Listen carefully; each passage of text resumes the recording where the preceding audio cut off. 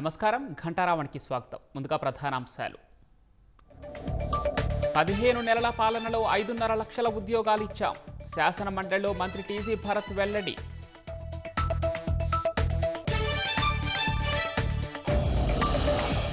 స్త్రీ శక్తి పథకంపై ఫిర్యాదులే లేవన్న మంత్రి మండిపల్లి. మహిళల నుంచి విశేష ఆదరణ లభిస్తుందని స్పష్టీకరణ.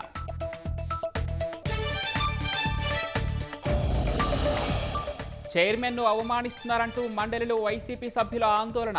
అధికారిక కార్యక్రమాలకు పిలవడం లేదని ఆరోపణ.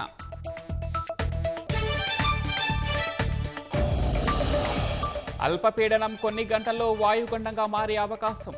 రానున్న 24 గంటల్లో కోస్తా జిల్లాల్లో విస్తారంగా వర్షాలు.